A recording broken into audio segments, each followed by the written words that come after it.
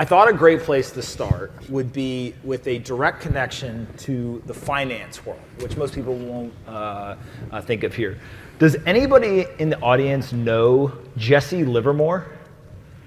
The stock market operator, the book? Anybody? Yes? So Brandi is actually the great-granddaughter of Jesse Livermore, which is one of those facts that when I learned it, I was like, I had no idea. So I think that is a great starting point of maybe how each one of you, if we can just kind of go down the line, we will start with Damon, not Eva. Eva's very, very nervous. And what I'd love to hear is how you think about the adult film industry as a business, and then we'll get to kind of the business and investment stuff you guys do outside of the industry. But like that is an area that I think most people are like, okay, porn, people watch it, no one likes to talk about it, but there is a massive multi-billion-dollar industry at play there. Mm-hmm. It's like, how have you thought about that aspect of your life? Well, as Kathy Wood was talking about earlier, porn's a big innovator of a lot of technologies and ways that we live our life. Credit card processors, the internet, camera systems, webcams, VR. So a lot of the emerging technologies have come from the adult industry being the first ones to really take a dive at it. So what's unique about the industry, it's really innovative, and we're the risk takers. We're the first adopters of a lot of these things that the big tech or the VCs, like, they're not touching it yet because they want to see how it plays out. So that's what's unique about our industry. Is like, we're risk adverse and we are willing to take those steps. Brandi, how long have you been in the porn industry? 19 years. Okay. What is there like in the NFL? It's like 3 years is the average life. What is it that in the porn industry? Do we know? Oh, in general, I don't know. I kind of like to think of myself as Tom Brady. I might retire once or twice and come back on the field. You never know. You never know. Man, this panel is exactly what I was hoping for. And talk a little bit, I think, when we think of business, right, how has it evolved over those 20 years or so from like maybe when you started to now? Oh, it's definitely evolved. Again, as early adopters of a lot of technology, it's constantly changing. Everyone I've listened to today has talked about the bell curve. We go through the same ebb and flow, whether it's new entertainment, whether it's VR, whether it's there's so many things that are constantly changing it. So every 2 to 3 years, I feel like I'm in a new industry. There's always an opportunity for whether personal reinvention or to learn a new concept. I don't know about you guys, but when VR came out, it was like, what is this new thing? And now it's a VR day, no big deal.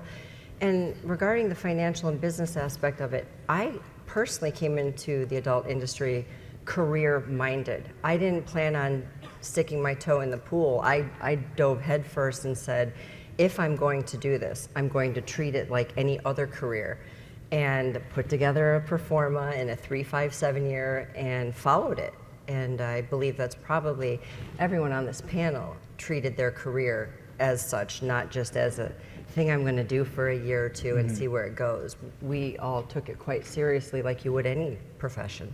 Lisa, what is kind of your experience on the business side, man? 30-year industry am I on? Can you hear me well? I can hear, okay, yes. Good. Okay, 30, because I was whispering. I was afraid of it.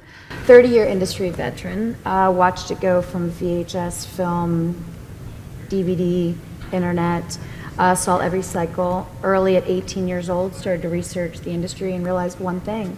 This is the most recession-proofed option that's going to allow me the financial freedom to do this as long as I want to. And there's so many different ways to make money as a performer when it comes to, I still travel globally to host events and to just do signings. It doesn't go away. It's not time sensitive. There's a new fan every day that doesn't know whether you did this yesterday or 10 years ago. And I just wanted to parlay that life into the freedom as now I'm 50 years old, being able to work moderately but not have to do a lot of things because I financially set myself up for the long term. Eva? So where am I again? By the way, they told me that they're more nervous because they have clothes on than not, It's which was true. a huge issue backstage, so we're good to go now. Yeah, little wardrobe malfunction, but we're good. So I've been in the industry for about 12 years, and I don't think I initially went in with the same like pro forma and I'm going to take this super serious. It was more of like, this is where I belong and I'll figure it out. I think what I realized very soon after entering the industry is you kind of are forced to evolve as a person because so many people don't accept that decision. So because of the lifespan, which is about an hour, in some cases, a year for some performers, a year is the typical career span for someone entering the industry. So you do this unthinkable thing that people don't want to accept. It's like, well, what do you do after? Because you closed 90% of doors. Like you can't go be a first responder, a teacher. Like essentially you have to invest in yourself. So I think once I realized that, it's like this money is okay. It's certainly not great and it's not going to be here forever. So what do you do after the fact?